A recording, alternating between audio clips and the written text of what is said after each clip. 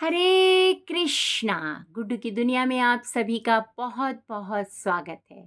तो आज हम हरी हरी बोल सीरीज में आपके लिए बहुत ही सुंदर कहानी लेकर आए हैं जिसका शीर्षक है अंधेरे के बाद प्रकाश। यह कहानी श्रीमद् भगवत गीता से प्रेरित एक जीवन बदल देने वाली कहानी है। कहानी प्रारंभ करने से पहले आप सभी से विनती करूंगी कि कहानी को ध्यानपूर्वक सुने। तो कहानी प्रारंभ करते हैं। रवि एक मध्य वर्गीय परिवार का इकलौता बेटा था। उसके पिता एक सरकारी स्कूल में अध्यापक थे और माँ एक घरेलू महिला। जब रवि 10 साल का था उसके पिता की एक दुर्घटना में मृत्यु हो गई। उस दिन से उसके जीवन में अंधेरा आ गया था।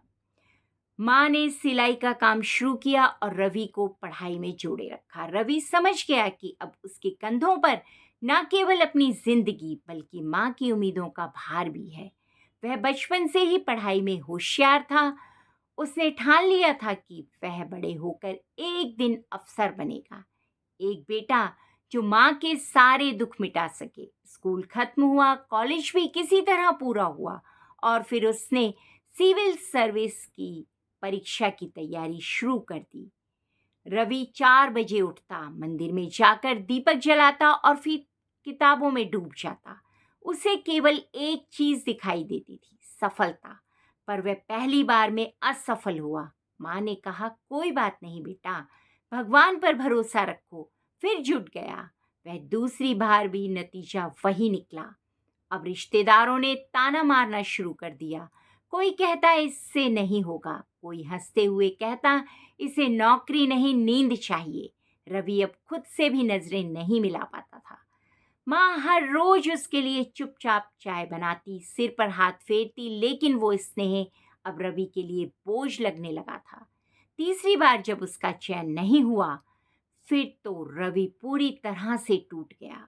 उसने अपने आप को कमरे में बंद कर लिया, फोन बंद कर दिया, दोस्तों से बात करनी बंद कर दी, खाना पीना छोड़ दिया। एक रात वह छत पर गया और रेलिंग के किनारे खड़ा होकर खुद से बोला, अब और नहीं होता, बस सब खत्म कर दूंगा।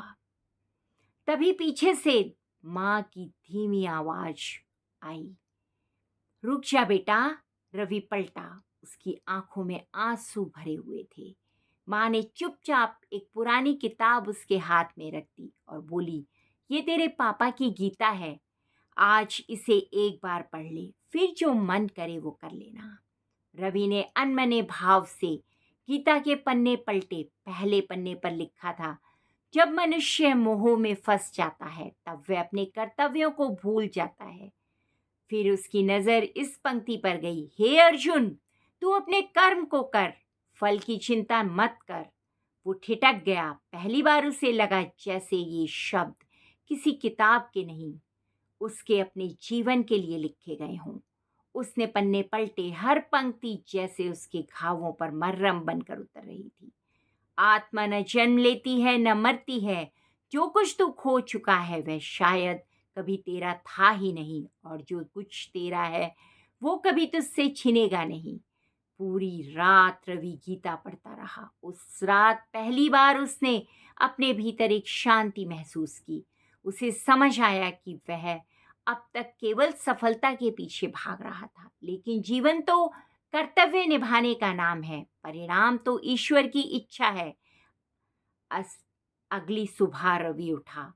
उसने माँ के चरण छुए और मुस्कुराकर बोला, अब मैं फिर से लड़ूंगा, लेकिन इस बार हारने से नहीं डरूंगा, क्योंकि अब मुझे खुद पर नहीं भगवान के न्याय पर भरोसा है। वह फिर से पढ़ने बैठ गया, लेकिन इस बार उसकी आंखों में केवल लक्ष्य नहीं, धैर्य था।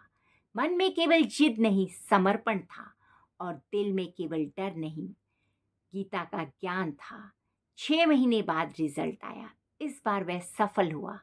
माँ की आंखों से आंसू बह रहे थे, लेकिन वो आंसू दुख के नहीं थे, ईश्वर के प्रति आभार के थे। रवि ने गीता को माथे से लगाया और खुद से कहा, अगर माँ ने उस रात मुझे गीता ना दी होती तो शायद मैं आज इस धरती पर नहीं होता। लेकिन गीता ने ना केवल मेरी जान बचाई बल्कि मेरी सोच बदल दी। अब मैं हर काम करता हूँ लेकिन फल की कोई चिंता नहीं करता, सब ईश्वर पर छोड़ देता हूँ। तो इस कहानी का सारांश यही है कि ये कहानी एक ऐसे युवक की है जो बार बार असफलताओं से टूट चुका था। जीवन में निराशा और आत्महत्या जैसे ख्याल उसे घेर चुके थे, लेकिन श्रीमद् भगवत गीता के ज्ञान ने न केवल उसे बचाया बल्कि उसकी सोच भी बदल दी, आत्मा और कर्म का मार्ग भी बदल दिया।